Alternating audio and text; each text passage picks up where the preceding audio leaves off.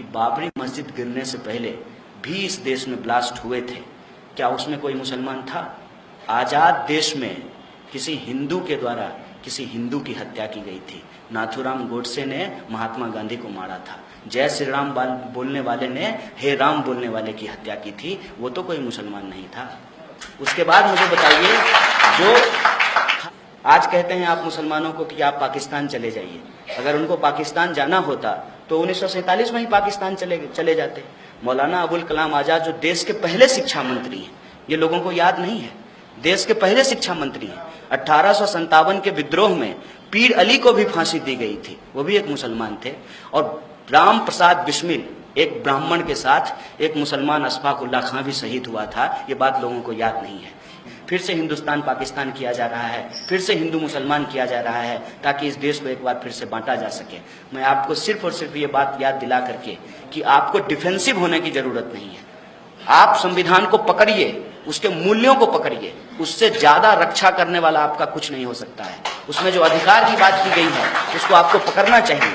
और कोई अगर ये कहे कि आपको कुरान को मानना है कि संविधान को मानना है, तो आप साफ साफ कहिए कि हम कुरान भी मानेंगे और संविधान भी मानेंगे, क्योंकि हमारा संविधान हमको कुरान को मानने की इजाजत देता है। यही हमारे संविधान की खासियत है। इस तरीके की बात जो बोली जा रही है उस पर आपको डिफेंसिव होने की धंधा इतना अच्छा होता है कि इसमें दोनों तरफ फायदा होता है, दोनों हाथ में लड्डू होता है।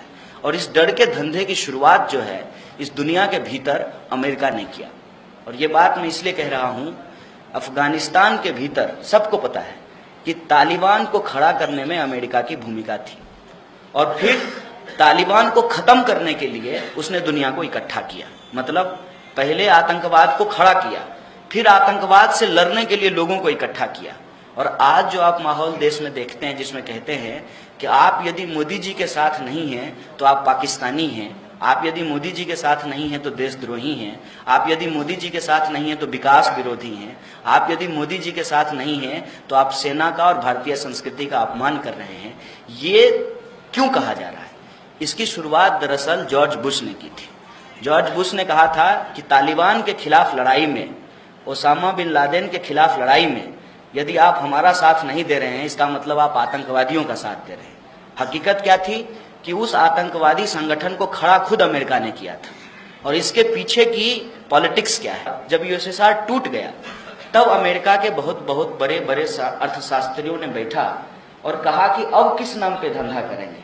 अब तो रूस टूट गया, लेकिन ये हुआ कि अब रूस नहीं है तो किसके बहाने जो है रक्षा का बजट बढ़ाया जाएगा, डर का जो है धंधा कैसे किया जाएगा, हथियार कैसे बेचा जाएगा।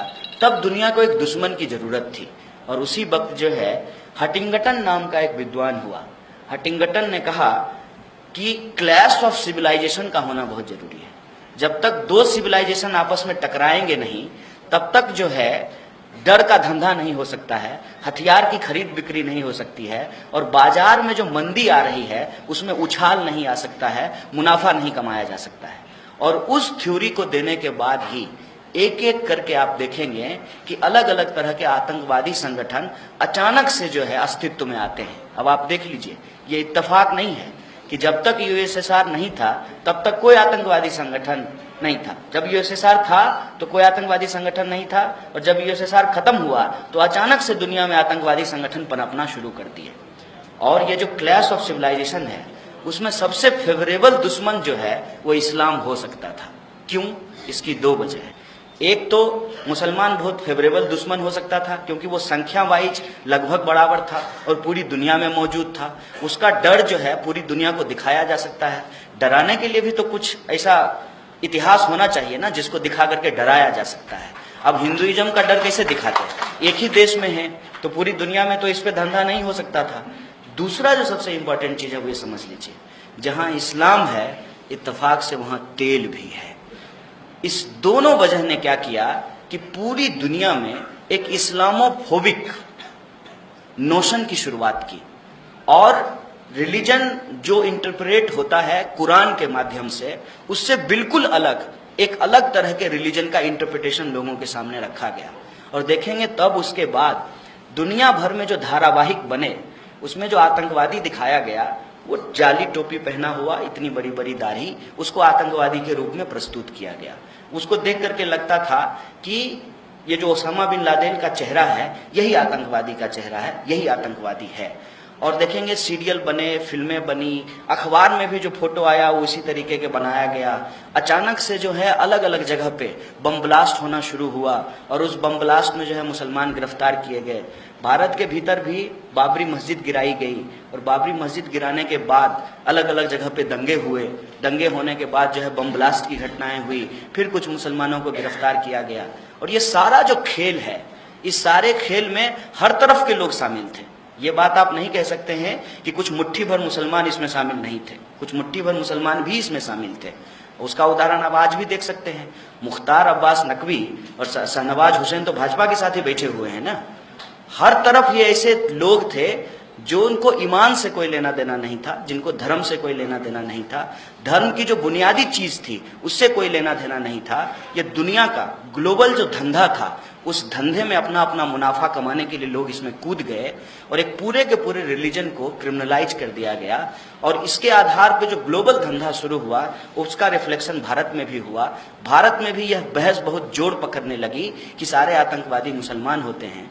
हर बम ब्लास्ट में कोई ना कोई मुसलमान गिरफ्तार किया गया। एक सवाल बस कोई जब आपको कहे तो आप पलट करके जरूर पूछिएगा कि बाबरी मस्जिद गिरने से पहले भी इस देश में ब्लास्ट हुए थे, क्या उसमें कोई मुसलमान था? आजाद देश में किसी हिंदू के द्वारा किसी हिंदू की हत्या की गई थी। नाथूराम गोडसे ने महात्मा गांधी को मारा था। जय श्री राम बोलने वाले ने हे राम बोलने वाले की हत्या की थी, वो तो कोई मुसलमान नहीं था। उसके बाद मुझे बताइए, जो आज कहते हैं आप मुसलमानों को कि आप पाकिस्तान चले जाइए, अगर उनको पाकिस्तान जाना होता तो 1947 में ही पाकिस्तान चले जाते। मौलाना अबुल कलाम आजाद जो देश के पहले शिक्षा मंत्री हैं, ये लोगों को याद नहीं है, देश के पहले शिक्षा मंत्री हैं। 1857 के विद्रोह में पीर अली को भी फांसी दी गई थी, वो भी एक मुसलमान थे। और राम प्रसाद बिस्मिल एक ब्राह्मण के साथ एक मुसलमान अशफाक उल्लाह खां भी शहीद हुआ था। ये बात लोगों को याद नहीं है। देश के पहले शिक्षा मंत्री मौलाना अबुल कलाम आजाद ने जामा मस्जिद की सीढ़ी से तकरीर किया और कहा कि ये मुल्क हम सबका है, किसी के कहने पे हम कहीं नहीं चले जाएंगे। इस मुल्क की मिट्टी में हमारा भी खून पसीना है, हमारा इतिहास यहाँ से जुड़ा हुआ है। हम सारे के सारे लोग अरब से चल करके यहाँ नहीं आए हैं, हम यहीं पे पले हैं, बढ़े हैं। और उस धर्म की जो खासियत थी और जो पुराने धर्म थे जिसमें छुआछूत था, उसकी वजह से लोगों ने छोड़ करके इस धर्म को अपनाया है, क्योंकि ये पीस की बात करता है, बराबरी की बात करता है। मस्जिद में जो है ऊंच नीच नहीं होता है। इस आधार पे हम इस धर्म को अपनाए हैं, इसको छोड़ करके हम नहीं जाएंगे। और तब इस देश के मुसलमानों ने इस देश में ही रहने का फैसला लिया था।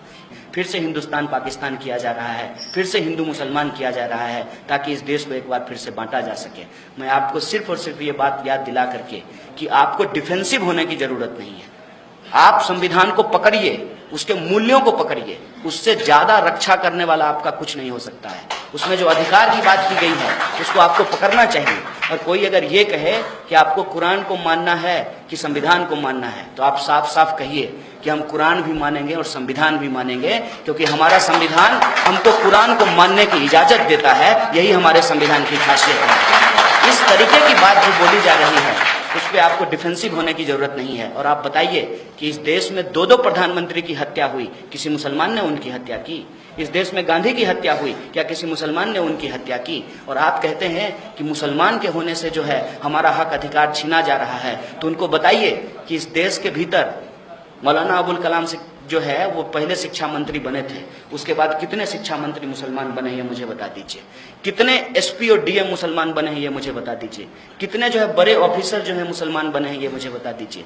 मुसलमान तो वो काम कर रहा है जो काम आप नहीं करना चाहते हैं। मुसलमान पंचर लगा रहा है, अंडा बेच रहा है, काश्तकारी का काम कर रहा है, छोटे मोटे रोजगार कर रहा है, उद्योग धंधे कर रहा है, और अपना पेट पालने के लिए मुल्क को छोड़ करके दूसरे मुल्क में जाकर के नौकरी कर रहा है, गल्फ में जाकर के नौकरी कर रहा है। और आप कह रहे हैं कि मुसलमानों की वजह से हिंदुओं की हालत खराब हो गई है। ये एक गलत बात है और इस गलत बात पे आपको डिफेंसिव होने की जरूरत नहीं है, आपको ऑफेंसिव होना चाहिए। बस एक बात दिमाग में रखना चाहिए कि कोई भी कौम का रहबर बनकर के आए और ये कहे कि हम धर्म बचाएंगे, तो उनको भी आप बराबर जवाब दीजिए और कहिए कि हमारे अल्लाह के पास बहुत ताकत है, अल्लाह ताला हमारी रक्षा करेंगे। हमको धर्म बचाने वाला नहीं चाहिए, हमको वो चाहिए जो हमारे लिए तालीम की बात कर सके, हमारे लिए रोजगार की बात कर सके, हमारे लिए स्वास्थ्य सुविधाओं की बात कर सके, हमारे जो उद्योग धंधे हैं उसको बचाने की बात कर सके। हमको ऐसे नुमाइंदों की जरूरत है। अल्लाह हमारी रक्षा कर लेंगे, इसलिए हमको इस्लाम बचाने वाले की जरूरत है। ये बात दोनों तरह के लोगों को आपको साफ साफ जवाब देना पड़ेगा। तभी इस देश के भीतर जो अदराइजेशन का प्लान चल रहा है, जो मुसलमानों का घेटवाइजेशन का प्लान चल रहा है, उसको हम काउंटर कर सकते हैं और हम कह सकते हैं कि संविधान ने हमको बराबरी का हक दिया है। यह मुल्क हमारा भी उतना ही है जितना हिंदुओं का है, और इसके इतिहास में हमने भी कुर्बानियां दी हैं। और आज जब फिर इस देश के ऊपर हमला हुआ है तो कंधे से कंधे मिला करके हम खुद को भी बचाएंगे और अपने जो है कौम को बचाते हुए इस देश को भी बचाएंगे। ये हम